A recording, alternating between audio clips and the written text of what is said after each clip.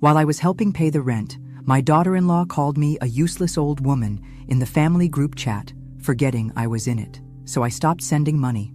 Let's see who's useless now. Subscribe for more life-changing stories and leave your thoughts in the comments. My hands trembled as I transferred $800 to Ryan's account, nearly half my substitute teacher's salary for the month. The confirmation dinged, and I stared at my bank balance, $912.63 to last until next month. I winced as I shifted my weight off my injured knee, still throbbing from my fall on the school steps 2 hours earlier. Not a single person had stopped to help. At least they'll have a good Thanksgiving, I whispered, counting out coins for the bus ride home. Rain pelted against my umbrella as I limped up the stairs to my modest apartment, the one I'd managed to keep after John died 5 years ago. Inside, I hung my damp coat and immediately began preparing the turkey. 16 hours of cooking lay ahead, but I didn't mind. After 3 years of cancellations, my son and his family were finally coming for Thanksgiving dinner. I moved methodically through my tiny kitchen, chopping onions for stuffing, peeling potatoes, and preparing John's special cranberry sauce recipe. Every few minutes I checked my phone, half expecting the cancellation that haunted me. By midnight, the pies were cooling, and everything was ready for tomorrow's feast. The next morning, I was up at 5, sliding the 20-pound turkey into the oven. I hummed as I set the table with my best china, chipped in places but still elegant. I even bought sparkling cider for my teenage grandchildren, Emma and Tom, whom I barely knew anymore. At 4:30 p.m., with the turkey golden and the house filled with aromas of sage and cinnamon, my phone rang. Ryan's name flashed on the screen. "Mom?" His voice carried that familiar tone, the one that preceded disappointment. My stomach clenched. "You're not coming." Something came up. A really important networking opportunity with Vanessa's colleagues. "I see." My voice sounded hollow, even to my own ears. "We'll reschedule, I promise." In the background, I heard Vanessa's voice, slightly muffled but clear enough. "Tell her we have an important commitment, honey. She'll understand." She always does. Then came the unmistakable sound of laughter. "I'm sorry, Mom. You get it, right? This could really help my career." "Of course," I said automatically. "I understand." After hanging up, I stood motionless in my festive dress, surrounded by a feast prepared for ghosts. Methodically, I began wrapping each dish in foil. The food would last me weeks. As I stored the untouched pumpkin pie, my phone chimed with a notification. With numb fingers, I opened the app to find photos posted by Paul, my former colleague. Best Thanksgiving ever. The images showed Ryan, Vanessa, Emma, and Tom, all smiling broadly at an elegant dinner party in someone's mansion. They wore formal attire, champagne flutes raised in celebration. I zoomed in on Vanessa's neck. A new diamond pendant gleamed there, probably worth 3 times what I sent them monthly. My vision blurred as I noticed Ryan's expensive watch, the one I'd never seen before. For this dinner, I'd been deemed unworthy to attend. I'd transferred money I couldn't spare, money that meant working weekends, cleaning houses in addition to my teaching jobs. At 58, my body protested these extra hours with aches that kept me awake at night. I lowered myself onto a kitchen chair, surrounded by food no one would eat, in an apartment no one wanted to visit. The realization crashed down like a physical weight. I wasn't just lonely. I was being used. The tears came silently as I stared at those gleaming faces on my phone screen, wondering when exactly I had become invisible. Christmas brought a minor miracle. Ryan agreed to bring his family to my home. I spent 3 days decorating, hanging the ornaments John and I had collected over decades, baking Ryan's favorite cookies, and wrapping modest gifts I could ill afford. When the doorbell finally rang, my heart raced with anticipation. They were actually here. "Grandma," Emma said with practiced politeness as she air-kissed my cheek. At 16, she was almost a stranger to me now, her eyes immediately returning to her phone. 14-year-old Tom mumbled, "Hey," without looking up from his device. Neither reached for the gifts I'd placed under the tree. "Mother," Ryan nodded, handing me a generic gift bag from the drugstore. The tag read simply, "Mom," in Vanessa's handwriting. "The place smells interesting," Vanessa said, wrinkling her nose as she stepped inside. "Is that mothballs?" "Just potpourri," I replied softly, closing the door against the cold. "I made your favorite casserole, Ryan." "We already ate," Vanessa interjected. "I told Ryan we should call first, but you know men." She laughed sharply, glancing around my apartment with thinly veiled disdain. Throughout dinner, which only I ate while they picked at dessert, Vanessa interrupted me constantly. When I began a story about my teaching days, she cut in, "Kids learn so differently now. Those old methods are completely outdated." I noticed Ryan's silence, his complete deference to her every opinion. When had my confident, outspoken son become this quiet shadow? "Emma mentioned she's struggling with algebra," I ventured. "I could help. I tutored math for years." Vanessa rolled her eyes dramatically. "No offense, Martha, but those antiquated techniques won't work with today's curriculum. We've hired an online tutor. Very expensive, but the best." I nodded, swallowing the retort that rose in my throat. The same antiquated techniques that had helped dozens of struggling students succeed. The evening crawled by, punctuated by Vanessa's sighs whenever I spoke, and the constant tapping of my grandchildren's fingers on their phones. Ryan checked his watch every few minutes as if enduring a tedious obligation. As they prepared to leave, barely an hour and a half after arriving, Ryan pulled me aside in the kitchen. "Mom, we're in a tight spot financially," he whispered, glancing toward the living room where Vanessa was putting on her designer coat. "The economy's rough right now." His eyes couldn't meet mine. "Would it be possible to increase your monthly help to $200? Just temporarily?" The request knocked the wind from me. I was already working 3 jobs, skipping meals, cutting my blood pressure medication in half to make it last longer. "Things are really that bad?" I asked, searching his face. "Worse," he said grimly. "We might lose the apartment." I thought of my grandchildren without a home, of Ryan's desperation. Despite the evening's coldness, despite the growing certainty that something wasn't right, I nodded. "I'll make it work." Relief flooded his face. He squeezed my shoulder, the closest thing to affection I'd received all night. "You're the best, Mom.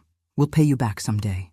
As they drove away, I stood in my doorway watching their expensive SUV disappear. To send $200 monthly, I'd need to take on weekend house cleaning jobs in addition to my weekday tutoring and substitute teaching. At 58, my knees already screamed in protest. I closed the door on the cold night air, surrounded by half-eaten desserts and unopened gifts. The truth settled over me like a shroud. I wasn't family to them anymore.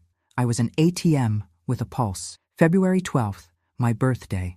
59 years old today.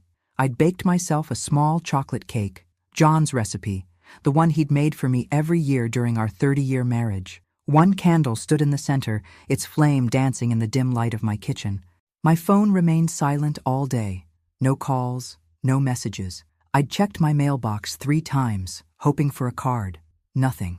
"Happy birthday to me," I whispered, cutting a slice of cake I couldn't bring myself to eat. On the counter sat the old iPhone Ryan had given me for emergencies. I rarely used it except to check the family WhatsApp group he'd created supposedly to share photos of the kids. I hadn't posted anything there in months, but occasionally scrolled through to glimpse my grandchildren's lives I was no longer part of. Tonight, loneliness pushed me to pick it up. Perhaps someone had remembered after all. The group showed several new messages. The most recent photos showed Emma and Tom at an expensive amusement park, the kind that costs hundreds per ticket.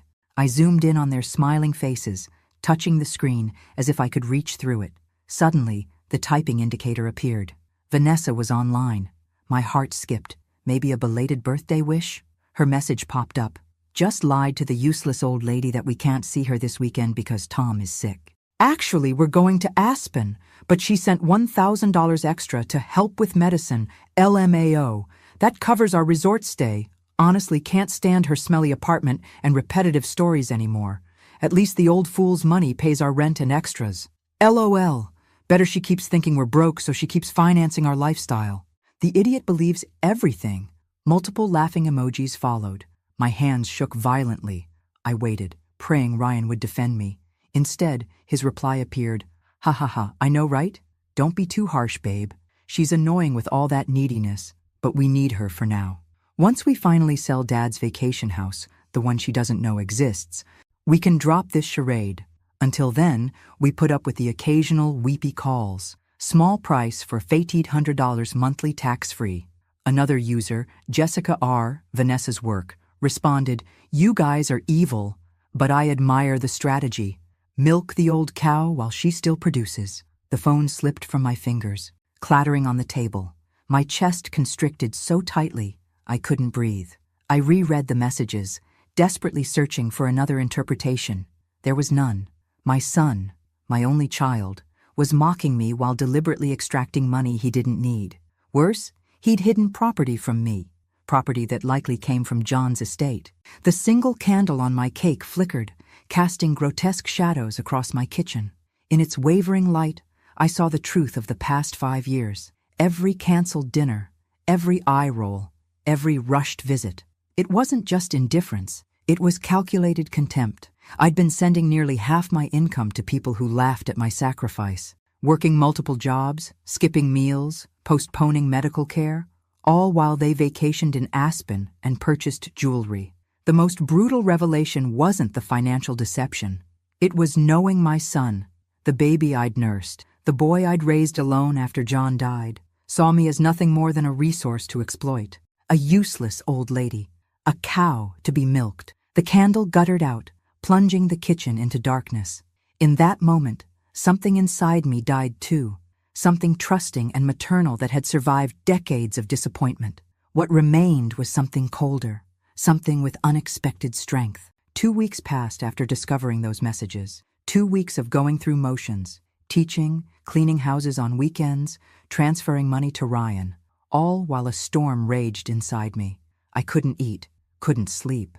My body moved through the world like an empty shell. When Dr. Wilson's nurse called about my routine blood pressure check, I almost canceled. What was the point? But some lingering sense of self-preservation made me keep the appointment. Your blood pressure is dangerously high, Martha.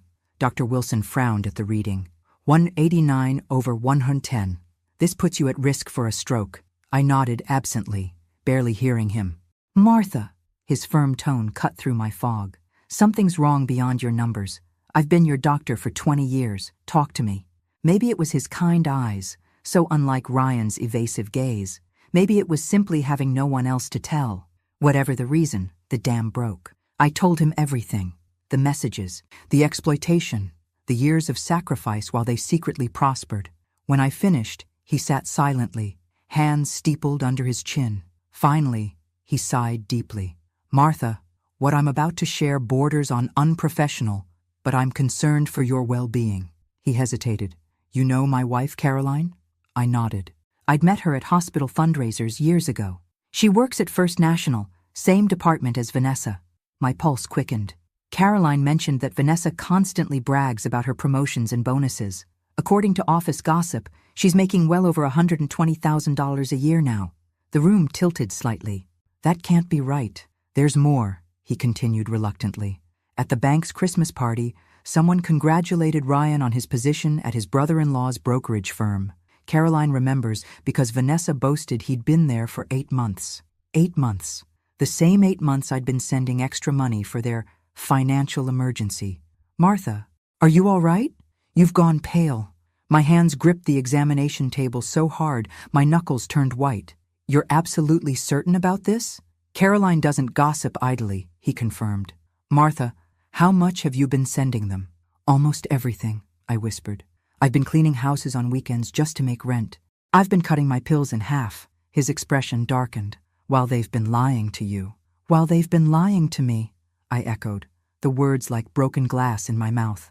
Dr. Wilson wrote a prescription with unusual force, his pen nearly tearing the paper. This is for your blood pressure. Take it as directed. No more cutting pills. And Martha, he looked at me intently, I'm giving you another prescription, not written here. Stop sending them money, immediately. As I rose to leave, he added, Caroline also mentioned Vanessa's shopping habits. Last week she bought a $3,000 purse on her lunch break. I froze in the doorway, remembering how I'd fallen last month and couldn't afford a $30 cab to the emergency room. How I'd bandaged my own sprained wrist while my daughter-in-law carried a purse that cost 100 times that amount. One more thing, Dr. Wilson said. Your son was never unemployed, was he? No, I replied, certainty crystallizing into something hard and cold inside me. It appears he wasn't. Driving home, my mind replayed conversations from the past 5 years, reinterpreting every interaction through this new lens of truth, the casual cruelty, the constant excuses, the increasing demands paired with decreasing affection. By the time I parked at my apartment building, something had changed. The shock and hurt remained, but alongside them grew something unfamiliar, something with teeth. I wasn't just angry. I was awakening. That night after seeing Dr. Wilson, sleep evaded me. I paced my small apartment, his revelations echoing in my mind. For 5 years, I'd made myself smaller, working multiple jobs, skipping meals, rationing medicine, while my son and his wife lived in luxury. At 3 a.m., I flipped on my bathroom light and truly looked at myself for the first time in years. The woman in the mirror was a stranger, hair gray and untended, dark circles beneath dull eyes, shoulders permanently curved from years of invisible weight. "Who are you?" I whispered to my reflection. This woman had allowed herself to be diminished, exploited, and discarded. She had believed she deserved it. She had accepted crumbs of affection in exchange for her dignity. "Enough," I told the mirror firmly. "This ends now." My hands stopped shaking. My voice lost its tremor. In that moment, Martha Sullivan began to return from the dead. I wouldn't confront them immediately. That would only trigger more lies, more manipulation. Instead, I would reclaim my power silently, one piece at a time. Morning brought clarity and purpose. First, I canceled the automatic monthly transfer to Ryan's account without explanation. Next, I visited my bank and spoke with the manager about securing my accounts. "I'd like to revoke all access permissions," I explained, "and check if there have been any unauthorized inquiries recently." The manager tapped at his keyboard. "Actually, yes. Your son attempted to access your balance information last week, but our system required additional authentication." Another piece of the puzzle clicked into place. Ryan had been monitoring my accounts, calculating exactly how much he could extract. At home, I left the family WhatsApp group without explanation and temporarily blocked Ryan and Vanessa's numbers. Their reaction would come soon enough. I stared at my phone contacts, scrolling to a name I hadn't called in years. Diana Levinson, my closest friend before Ryan had subtly suggested she was a bad influence who took advantage of me. My finger hovered over the call button, then pressed decisively. "Martha?" Diana's voice was surprised but warm. "My God, it's been forever. I thought you'd moved away or something." "No," I replied, surprised by the steadiness in my voice. "I just got lost for a while, but I'm finding my way back." That afternoon, I visited the public library and enrolled in a free financial literacy course. On my way out, I picked up a pamphlet about legal rights for older adults. The day before Ryan's birthday, I sent only a simple card.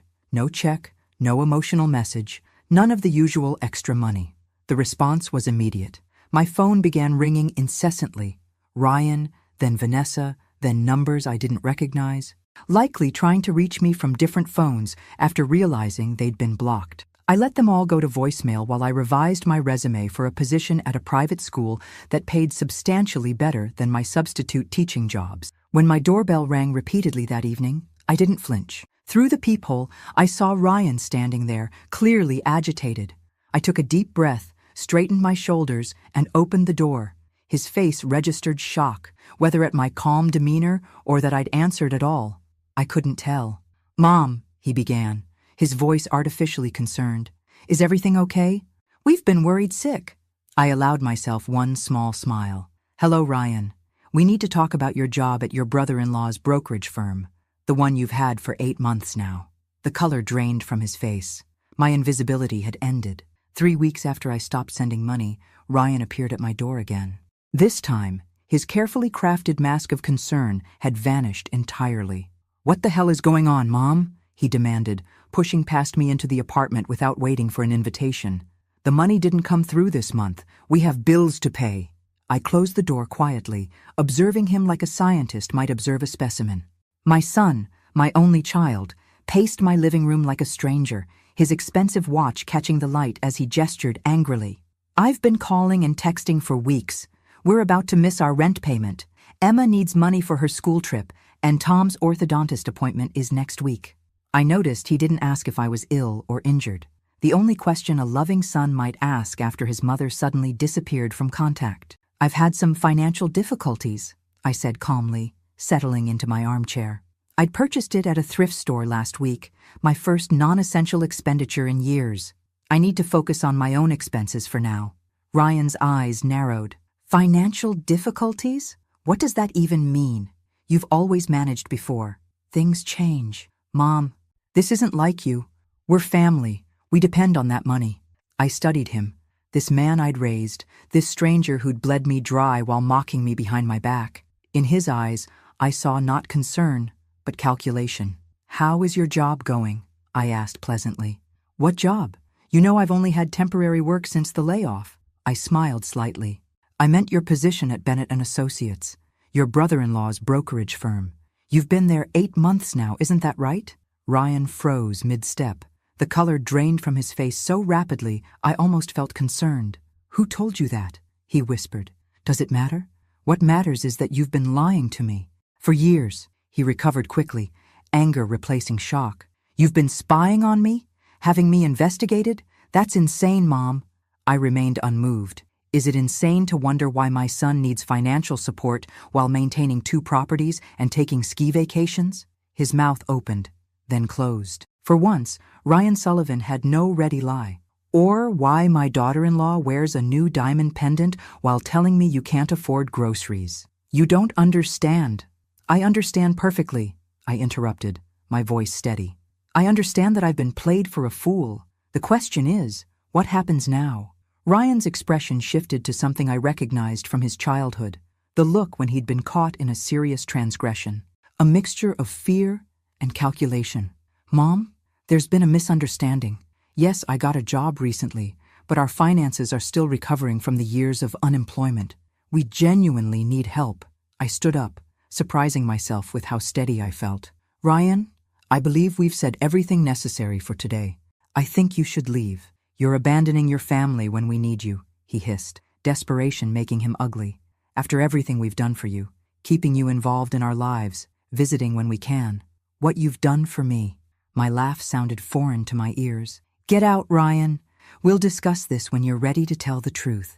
I opened the door and waited. For a moment, I thought he might refuse, might continue this futile performance. Instead, he stalked past me, pausing at the threshold.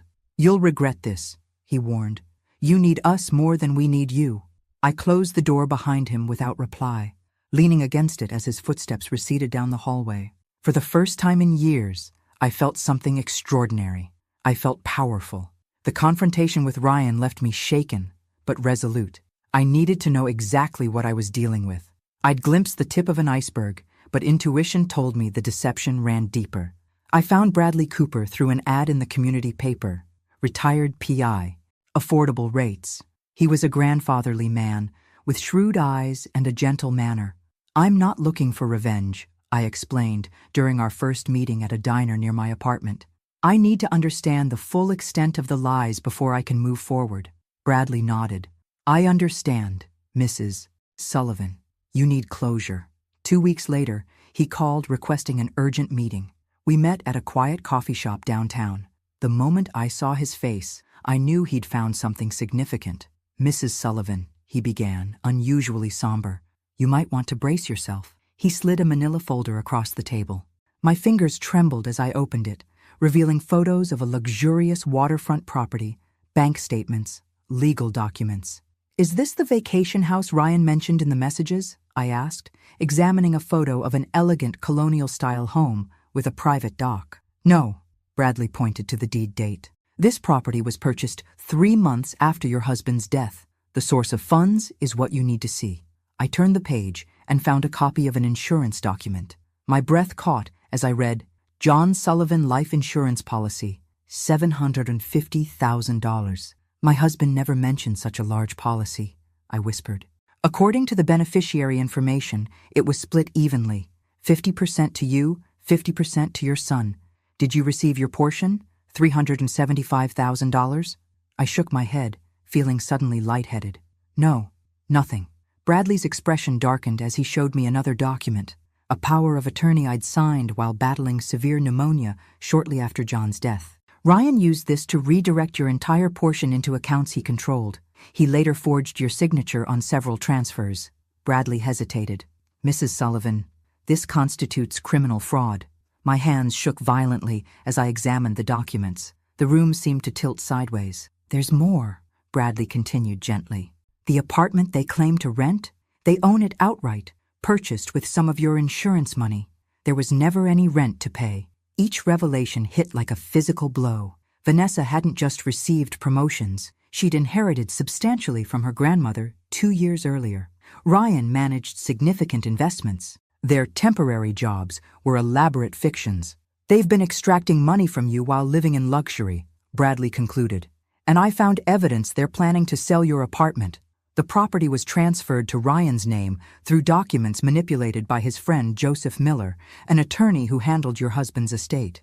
The coffee shop faded around me as the brutal truth crystallized. For 5 years, I'd lived in self-imposed poverty, working multiple jobs, skipping meals, rationing medicine, while my son lived lavishly on money that legally belonged to me. Mrs. Sullivan, are you all right? I raised my eyes from the devastating evidence before me. Something had changed in me, something fundamental and irreversible. I'm better than I've been in years, Mr. Cooper, I said, surprised by the steadiness in my voice. For the first time, I'm seeing clearly. What will you do now? He asked quietly. I closed the folder with newfound determination. Whatever is necessary to reclaim what's mine. The invisible woman was becoming visible, and she was furious. Armed with Bradley Cooper's evidence, I sought legal counsel. Douglas Freeman, a silver-haired attorney specializing in elder financial abuse, reviewed my documents with growing indignation. Mrs. Sullivan, you have a rock-solid case for fraud and misappropriation, he stated firmly. Your son could face significant criminal penalties. The word criminal made my heart constrict. Despite everything, the thought of Ryan in prison troubled me deeply. Is there another option? I asked quietly. Douglas leaned forward. We could pursue civil remedies first. Demand full restitution, transfer of properties, legal fees. It would give him a chance to avoid criminal charges. I nodded, relieved. That's where I want to start. He may not cooperate, Douglas warned. People who commit this kind of betrayal rarely accept responsibility easily. Then we escalate, I replied, surprising myself with my resolve. But I want to try this way first. Over the next weeks, I methodically built my case. Douglas helped me document every transfer I'd made to Ryan over 5 years, nearly $50,000 from my meager income. We gathered bank records, text message histories, forged documents, and Bradley's findings about the hidden properties and insurance money. Meanwhile, Ryan and Vanessa intensified their attempts to contact me. Their messages evolved from concerned to desperate to threatening. Mom, please call us. We're worried about you. Ryan. Martha, if you're upset about something, we should talk. Vanessa. Mom, our electricity is about to be shut off. The kids are suffering. Ryan. This silent treatment is incredibly immature. Martha. Vanessa. If you don't respond, we'll need to call the police for a wellness check. Ryan. I maintained radio silence, responding only with brief text messages. I'm fine, just going through some personal matters, or need some space right now. Each message fueled their frustration, proof they cared more about the money than my well-being. During this time, I made other changes. I accepted the private school teaching position, increasing my income by 40%. I joined a community center exercise class, slowly rebuilding my physical strength. I reconnected with old friends Ryan had subtly separated me from years ago. Most importantly, I began seeing a therapist, Dr. Levine, who specialized in family trauma. What you're experiencing is a profound betrayal, she explained during our second session. It's natural to feel grief, rage, and confusion simultaneously. The strange thing is, I confessed, alongside the pain, I feel something else, something almost like liberation. She nodded. For years you've been controlled by their narratives and needs. Now you're reclaiming your autonomy. Meanwhile, Douglas prepared legal documents formally demanding restitution of all misappropriated funds, transfer of properties purchased with my insurance money, and additional compensation for emotional damages. When should we serve them? I asked during our final strategy meeting. The element of surprise works in our favor, he advised, but there's another approach we could consider. I'm listening. Rather than sending formal documents first, you could invite them to a meeting. Face-to-face confrontation can be powerful and might avoid a protracted legal battle. The thought of facing Ryan and Vanessa with the truth terrified and energized me simultaneously. After 5 years of invisibility, I would make them see me. I composed a brief text. I'd like you all to come to dinner next Saturday at 6 p.m. I have some news to share. Ryan's response came instantly. We'll be there. So glad you're feeling better, Mom. In his eagerness to restore the flow of money, he didn't notice the shift in power. The predator had become the prey, and I was done being hunted. My apartment looked different the evening of the dinner. I'd rearranged furniture, added a few new pieces from thrift stores, hung artwork I'd kept in storage for years. Small changes, but meaningful. This space was truly mine again. I'd changed too. My hair, freshly cut in a modern style, framed a face that had regained color and purpose.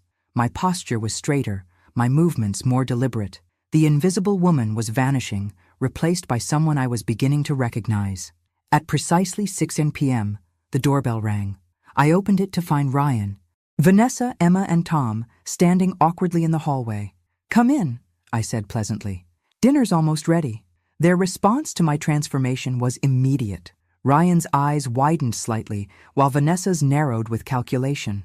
Mom, you look different, Ryan commented, scanning the apartment. Good different. Very refreshed, Vanessa added with practiced warmth. This new job must be treating you well. I simply smiled, directing them to the dining table I'd set with care. Throughout the meal, their behavior was fascinating to observe. Ryan complimented everything from the food to my apartment's cleanliness. Vanessa asked solicitous questions about my health and activities. Both exchanged frequent glances, trying to gauge when to broach the real purpose of their visit, the money. My grandchildren remained absorbed in their phones until I confiscated them gently but firmly. No devices at dinner tonight. We have important family matters to discuss. Ryan seized the opening. Speaking of family matters, Mom, you seem to be doing really well. That new job must be paying nicely. I'm exploring new opportunities, I replied enigmatically. Vanessa leaned forward. Where exactly are you working now? Martha, here and there, I said, serving dessert. Emma, Tom, would you help me bring coffee from the kitchen? In the kitchen, I showed them photos of themselves as young children. Remember when I used to take you to the zoo every month? You loved feeding the giraffes. Their expressions softened with genuine, if distant, memories. Why did you stop visiting us? Tom asked quietly. Did your parents say I stopped? I countered gently. Their confused expressions told me everything. Back at the table, I served coffee and then calmly placed a folder beside my plate. Before we continue, I want to record this conversation. I set my phone on the table, voice recorder running. For everyone's legal protection. Ryan's cup froze halfway to his lips. Legal protection? What are you talking about? I opened the folder, arranging its contents methodically. Bank statements showing my transfers to Ryan, copies of the forged insurance documents, photos of the Newport house and their rented apartment, and printouts of the WhatsApp messages. For 5 years, I began evenly.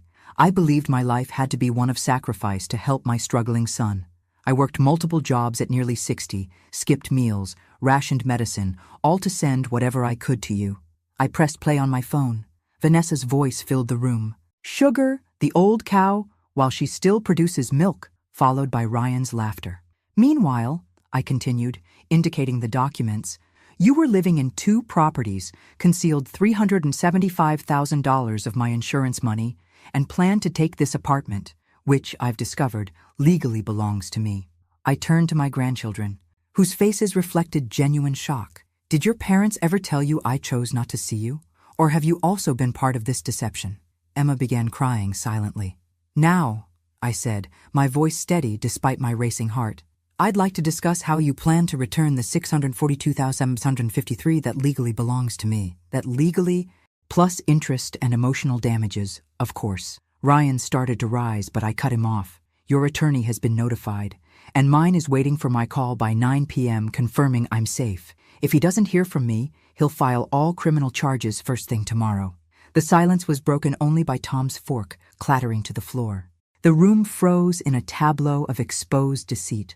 Ryan recovered first, his shock morphing into indignation. This is insane, he sputtered, pushing back from the table. You're taking things completely out of context. Vanessa's face hardened. Spying on us? Hiring investigators? Martha, I never thought you'd stoop so low. I remained perfectly still, allowing their denials to echo hollowly in the room. Then I simply pressed play on my phone again, letting Vanessa's voice fill the space. Sugar the old cow while she still produces milk. That's That was a joke, Vanessa protested, her composure cracking. You weren't supposed to see that? Exactly, I replied softly. I wasn't supposed to know how you really felt. Ryan switched tactics, his expression softening into the contrite look I'd seen countless times. Mom, we've made mistakes, yes, but you always had everything while we struggled to build a life. You lived comfortably in this apartment while you what? Ryan? I interrupted. Purchased a waterfront property with my insurance money? Took ski vacations while I cleaned houses on weekends to send you cash? Emma looked up, tears streaming down her face. Grandma, did you really work 3 jobs to send us money? While they said you were too busy to visit us? The genuine shock in her voice confirmed what I'd suspected. My grandchildren had been manipulated too. Yes, Emma, I answered gently. I worked myself to exhaustion, believing your father was unemployed and you were struggling. Tom's face reddened as he turned to his father. You said Grandma was selfish and didn't care about us. You said she had plenty of money but wouldn't help. Ryan's face drained of color. Vanessa jumped in, her voice honey-laced poison. Martha, clearly there's been a misunderstanding. We never intended— Please stop, I said, raising my hand. I have documentation of every transaction, every forged signature, every fraudulent transfer. The insurance company has already confirmed the policy was illegally redirected. Ryan stood abruptly, desperation in his eyes. You can't prove anything. It's your word against ours. My attorney advised me you'd say that. I slid another document across the table. That's why I petitioned for handwriting analysis on the forged documents. The results arrived yesterday. Ryan glanced at the paper, then away. Defeat began to register on his face. This doesn't have to become a legal nightmare, I continued. My attorney has prepared settlement terms that would allow you to avoid criminal charges. You'd sue your own son? Ryan's voice cracked. Your family? For the first time that evening, I allowed my emotion to show. You speak of family? When was I family to you, Ryan? When you mocked me in messages? When you hid my husband's insurance policy? When you worked me to exhaustion while you vacationed? I turned to my grandchildren, whose worldview was visibly crumbling. I never abandoned you. I was pushed away systematically while being used as a financial resource. Emma stood suddenly, moved around the table, and did something that hadn't happened in years. She hugged me. The simple human contact broke something inside me. I'm sorry, she whispered. I didn't know.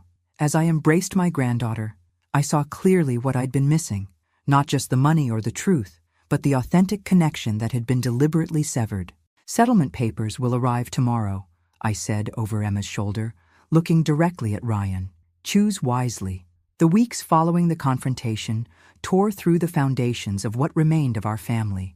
My attorney, Douglas, filed the settlement papers as promised, giving Ryan and Vanessa 30 days to respond before we'd proceed with criminal charges. Their marriage began to fracture under the pressure of exposed lies. Vanessa moved out temporarily, calling me one evening in a fury I'd never heard before. This is all Ryan's idea, she hissed, words slurring slightly. The insurance money, the forged documents, I knew nothing about that. The WhatsApp messages suggest otherwise, I replied calmly. That was just venting. Everyone complains about their in-laws, she protested. But Ryan went behind my back with the big stuff. Did you know he's been gambling, or that he had an affair with my friend Jessica last year? I remained silent, recognizing her tactic, offering new betrayals to distract from her own culpability. I need you to tell your lawyer I wasn't involved, she continued desperately. My career would be destroyed if this became public. The bank has strict ethics policies. I'll consider your request, I said, hanging up without commitment.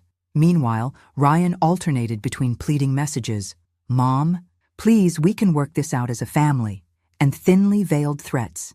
If you push this, none of us will ever speak to you again. The most surprising development came from my grandchildren.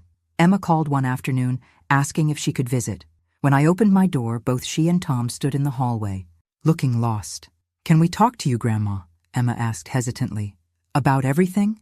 Over hot chocolate, they shared their side of the story, how they'd been gradually separated from me through elaborate excuses, how their parents had painted me as disinterested and selfish. Dad always said you were too busy for us, Tom explained. When we asked to visit, he'd say you had declined. And Mom said your apartment was unsafe because of your hoarding problem, Emma added. My what? I nearly choked on my drink. She said you had mental health issues and couldn't handle visitors. Emma continued. We believe them because, well, they're our parents. Their visits became regular, tentative bridges being rebuilt between us. With each conversation, I learned more about the toxic environment they'd been raised in, the constant focus on appearances, the casual dishonesty, the materialistic values. One evening, just days before the settlement deadline, Emma and Tom appeared at my door unexpectedly, faces streaked with tears. Everything's falling apart, Emma sobbed. Dad moved into a hotel. Mom's talking about relocating to Chicago. They're fighting constantly about money and blame. We're scared, Tom admitted, looking younger than his 15 years. Dad could go to jail, couldn't he? The question hung in the air, heavy with implications. Yes, Ryan could face prison time if I pursued the criminal charges, a reality I'd been avoiding confronting. What happens to us if he does? Emma whispered. I pulled them both into an embrace, feeling their bodies shake with fear. These children, innocent bystanders in a war of adult making, had already lost so much: their security, their trust, their family structure. That night, after they left, I sat alone in my kitchen, staring at the calendar marking the settlement deadline. In 3 days, I needed to instruct Douglas on how to proceed. The choice loomed before me: justice or mercy, restitution or relationship, legal victory or family healing. I'd spent months building a case that could reclaim what was stolen from me. But was I prepared to pay the emotional price of winning? The morning of the settlement deadline dawned with a gentle rain in Providence, the same weather as the day I'd fallen on those school steps months ago, invisible to everyone around me. Today, as I stepped from a taxi in front of Douglas Freeman's office, the driver insisted on holding an umbrella for me all the way to the entrance. Inside the conference room, tension hung thick in the air. Ryan sat hunched, looking years older than when this began. Vanessa maintained her composure despite her disheveled appearance. My grandchildren waited silently in a corner, alongside an elderly woman I didn't immediately recognize. This is my mother, Eleanor, Vanessa introduced reluctantly. She wanted to be here. The 82-year-old woman approached me, leaning on a cane. Mrs. Sullivan, I knew nothing of what my daughter was doing. When I found out, I insisted she come today and accept whatever terms you propose. I nodded, surprised by this unexpected ally, and signaled Douglas to begin. He presented the extensive document.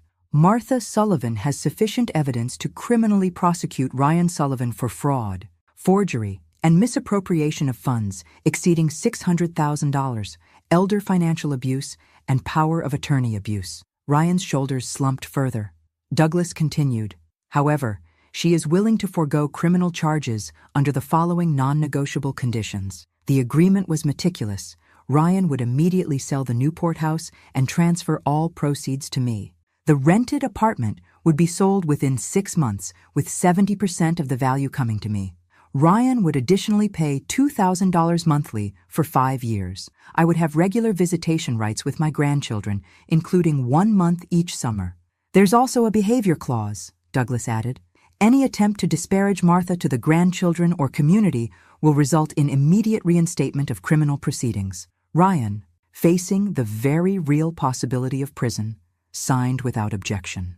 Vanessa attempted to argue about the apartment sale, but a single look from her mother silenced her. Why are you doing this, Martha? Ryan finally asked, his voice hollow. You could send me to prison. You could completely ruin our lives. I studied my son, truly saw him, and recognized something I hadn't noticed before. Fear, not just of prosecution, but a deeper, older fear. I'm not doing this for you, I replied calmly. I'm doing it for my grandchildren and for myself. Spending years in courtrooms, reliving every betrayal, would keep me tethered to the past. I prefer to move forward, but on my terms. Turning to Emma and Tom, I added, and I do this because despite everything, I believe you deserve the chance to grow up understanding what family truly means. 6 months later, I settled into my new apartment overlooking the ocean in Newport, an irony not lost on me. With my recovered funds, I'd not only secured my financial future, but created a special space for Emma and Tom, who now spent every weekend with me. My phone rang, Caroline Wilson, inviting me to another meeting of the group I'd founded, Second Chances After 50, a program helping older women identify and combat financial and emotional abuse. Ryan, now working as a teaching assistant at a community school after losing his brokerage position, had begun therapy and was slowly rebuilding a relationship with me, a painful but necessary process for us both. Vanessa had disappeared after their divorce, moving to another state, but her mother Eleanor had surprisingly become my friend and ally. On a sunny afternoon, I helped Emma with her math homework on my balcony. The ocean view was spectacular. "Grandma," Emma asked, "do you regret not sending Dad to prison?"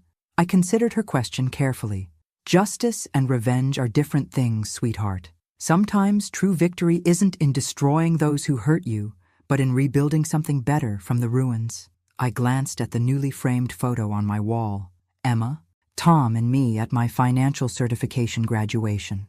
Beside it hung a plaque with the phrase that had become my mantra: "It's never too late to rediscover your worth." Thanks for listening. Don't forget to subscribe and feel free to share your story in the comments. Your voice matters.